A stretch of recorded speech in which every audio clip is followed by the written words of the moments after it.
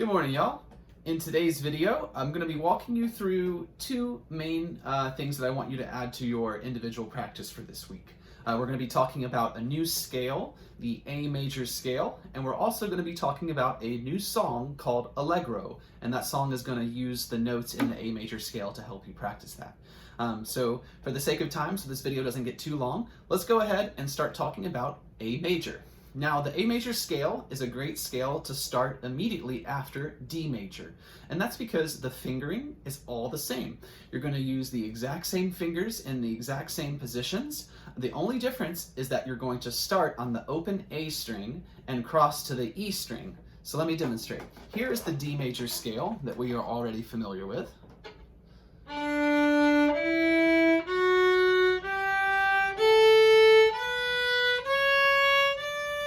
So the D major scale, as the name implies, starts on the note D, and we have the finger pattern: 0, 1, high 2, 3, 0, 1, high 2, 3. So that 0, 1, high 2, 3, that finger pattern repeats on the open D string and the open A string for the D major scale. Now, for the A major scale, you're going to take that exact same finger pattern, 1, first finger, high 2, and 3, and you're going to put that fingering pattern on the A string and the E string. So now we're going to have open A, 1, high 2, 3, open E, 1, high 2, 3. Let me show you with the bow. Starting on open A.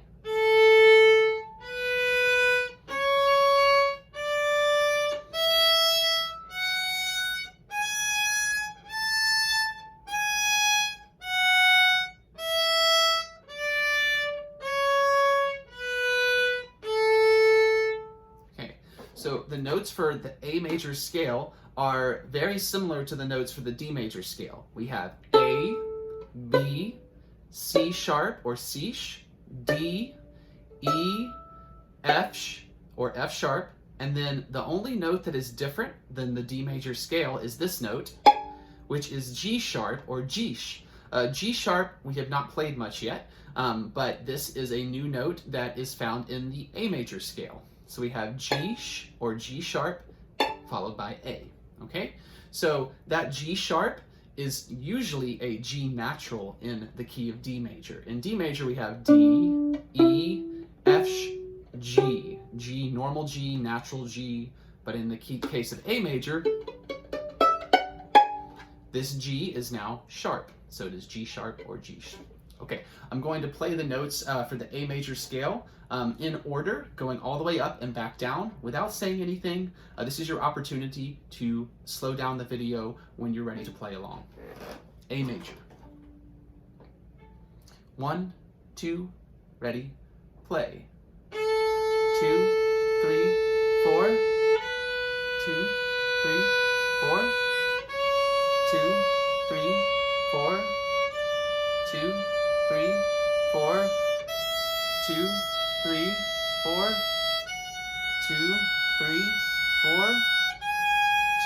4.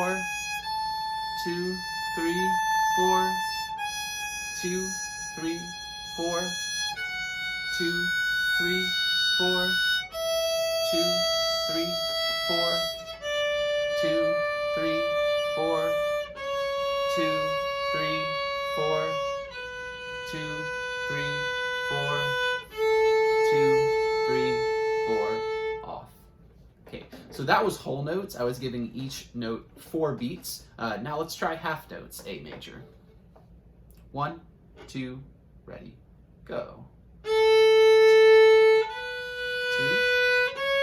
2, 2, 2, 2, 2.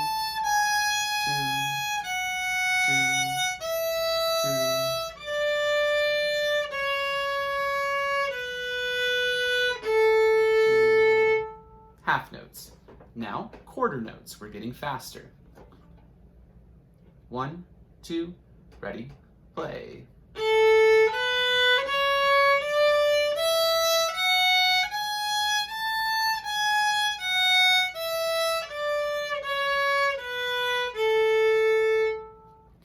Now, for my advanced students, I'll go ahead and give you eighth notes. I'm going to start my eighth notes by doing 2 eighth notes per scale note, if that makes sense. So what that sounds like is, so it's like repeated eighth notes on each pitch. Here we are, repeated eighth notes, 1 and 2, and ready and go.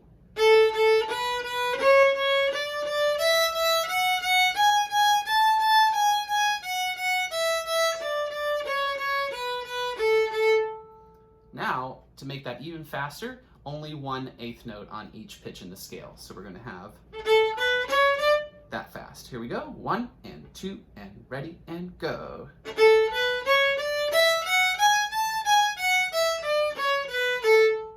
And just like that, the eighth note scale is over very quickly. So that walked you through a progression or a sequence that I would love for you to put into your own practice, starting the D major scale or now the A major scale with whole notes, half notes, quarter notes for beginners, and then for advanced students, go ahead and start adding in those eighth note rhythms as well. Okay, so the notes for A major, we're going to use to learn a new song called Allegro. This one maybe is familiar for a couple of us. I think we looked at it in class, but the version that we looked at in class was in the key of D major. So now we're going to go to A major instead. Let me play it, the whole song one time, just to get it in your ear. This is Allegro. 2, ready?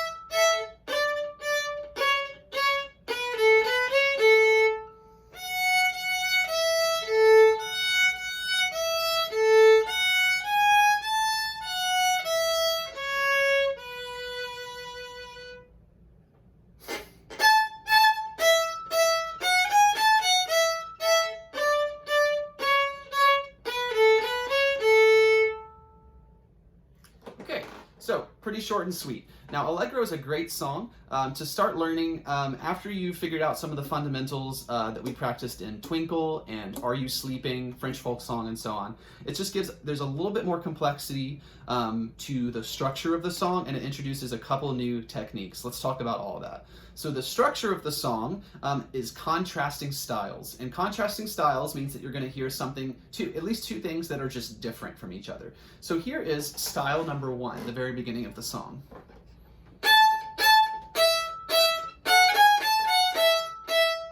Now, since the camera is pretty close to my violin, you might be hearing this sort of a little crunchy, a little crispy sound that sounds like this. Right? Let me see if I can get a better version of that. So that sound is okay. Now, obviously, there is such a thing as too crunchy of a sound. We don't want to hear you going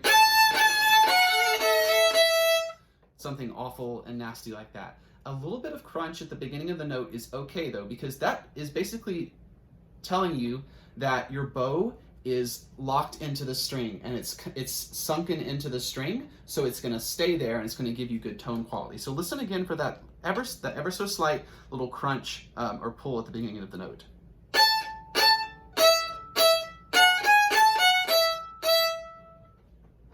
So that crunch, it's a type of articulation, which just means that it's a way to make a note start. And so the beginning of these notes are a little bit percussive, and they have a lot of energy. Dun, dun, dun, dun, dun, dun, dun, dun, dun, dun. So it's a little bit louder, and it's a little bit more immediate. So that's style number 1. Style number 2 in the middle of the song sounds like this.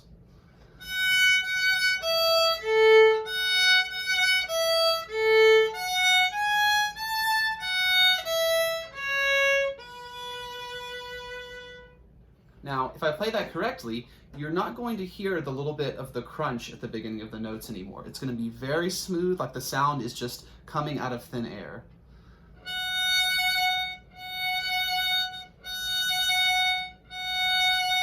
So this is a more relaxed, a little bit softer, and a little bit more relaxed style. This is the contrasting style with that percussive, energetic style that we talked about first. Okay, so there's two different styles. How do we make those styles sound different on the violin? Well, it all has to do with the bow. Okay, so for that first style where we are playing with a little bit more of a percussive sound, that bow stroke requires you to actually sink or dig into the string a little bit when you play. So we can practice this by putting our bow on the string and then just pushing the wood down into the string. So no sound is really going to come out of the instrument. You'll hear a little bit of a, just like every now and then a little twang from the string. But for the most part, you're not going to hear very much of anything. So we're pushing the wood down into the string to feel the bow hair and the rosin on the bow hair grip the string. Once we have pushed into the string, we can try pulling the bow pretty quickly. You want to have some good bow speed to really get that sound to ring out and sound resonant. So.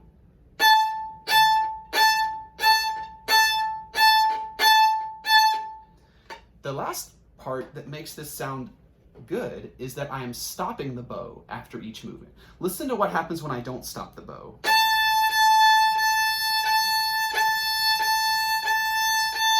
Now, it doesn't sound bad, but the sound is now continuous. And that is different, and it doesn't allow us to get that cool contrasting style that we're working for. So in order to get the contrasting style, we have to sink into the string, pull the bow fast, and stop the bow after each note. So all three of those things together will give us this articulation.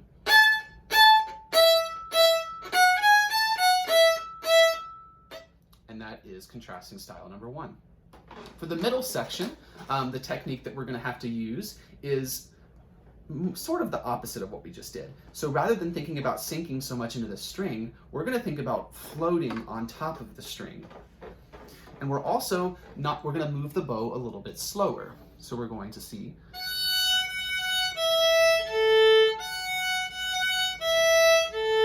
When you move the bow slower, oftentimes the sound gets a little bit quieter, and that's what we want for this section. We want to have a contrast between the dynamic levels or the volume as well. So we're going to move the bow slower, and we're just going to float on top of the string. If you don't float, and if you move the bow too quickly, you're going to sound like this.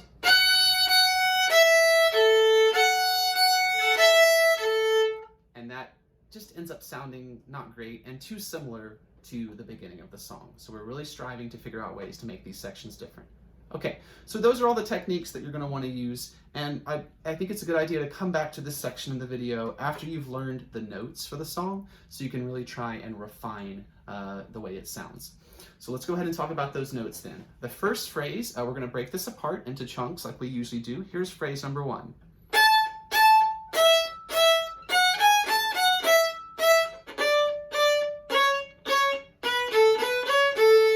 Allegro is a pretty easy song to learn as far as the notes are concerned because the notes follow a very repetitive pattern. Watch again.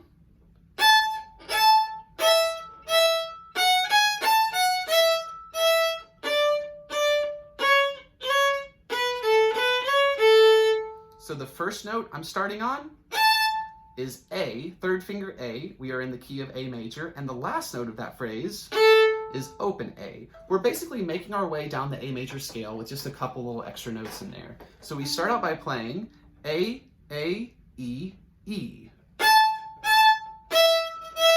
A, E, E.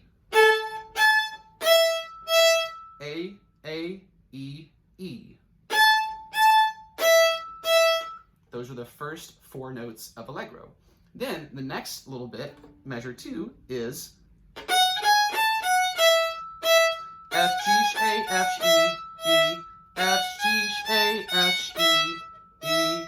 1, 2, 3, 1, 0, 0. 1, 2, 3, 1, 0, 0. Measure 2. Measure 3 is similar to measure 1 in rhythm, but the notes are different. Instead, we have D, D, C, C, D, D, C, C, 3, 3, 2, 2, 3, 3, 2, 2. And then measure 4, we have B, A, B, C, A, B, A, B, C, A. 1,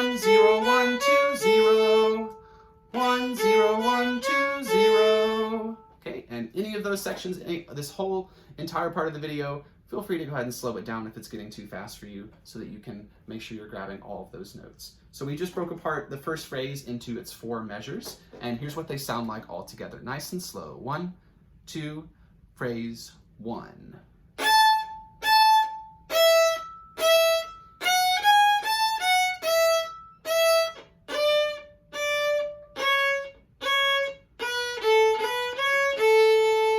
Now, here's the first big time saver with Allegro. Phrase 2 is identical to phrase 1. Here's phrase 2.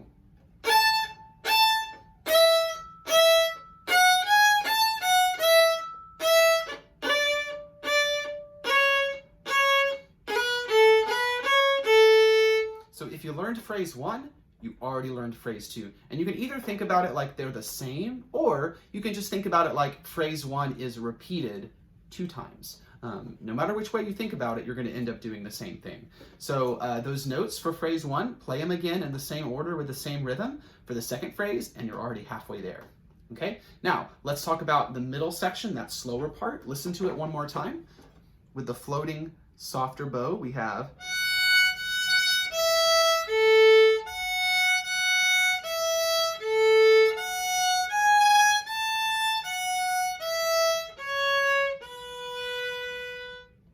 At the beginning of the phrase, there's a little bit of repetition. We're going to have F, F, E, A, F, F, E, A. Same thing 2 times, right? 1, 1, 0, 0, 1, 1, 0, 0. Second half, we have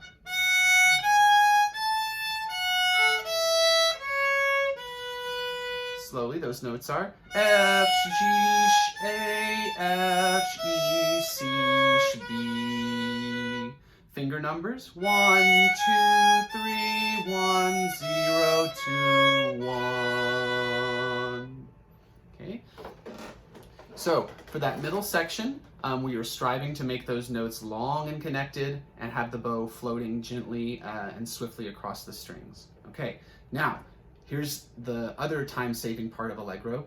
Phrase 4, the end of the song, is exactly the same as phrase 1 and phrase 2. So the form of this song is what we can call A, A, B, A. So that A section in the form is the same thing done 3 times, and then there's just a little bit of B sprinkled in there to mix things up. So here's phrase 4, the ending of Allegro. It should sound very familiar.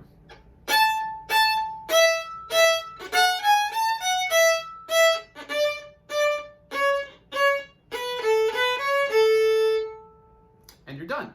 So, in review, we have 4 phrases, 3 of which are exactly the same. The A form, the A phrase, which is the first contrasting style, with a sunken bow into the string, moving quickly with a little bit of percussive articulation at the beginning of the notes. And then we have that little oddball B section thrown in the middle there. Soft bow, moving a little bit slower, floating on top of the string to give us that second contrasting style. So to conclude this video, I'm going to play the entirety of Allegro again for your benefit to be able to play along with me. When you're watching this video on Blend, there will be sheet music for Allegro embedded on the page below the video. So at any time you can stop the video or you can just scroll down while the video is playing and you'll have that sheet music for reference. Here we are with Allegro. Now I'm going to go ahead and give you an introduction as well, and the introduction is just the last part of the A phrase, or the first phrase, so it'll be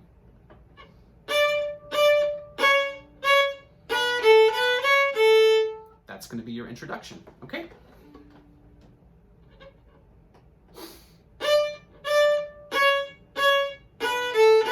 Ready, play.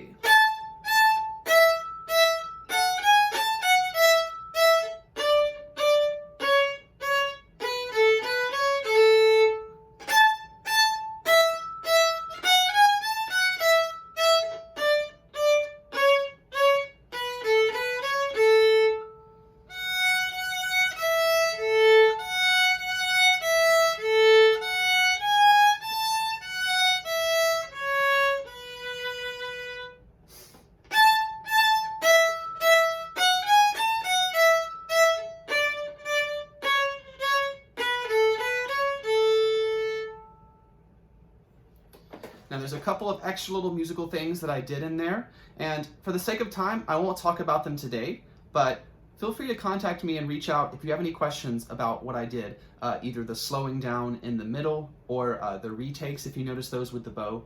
And in a future video, I will definitely address those concepts. But this video is supposed to give you a place to start where you can start learning Allegro along with that A major scale that we covered in the beginning. So I hope you found this video to be useful, and I'd love to hear feedback through either Blend message or email. And I hope you enjoy practicing. Thank you.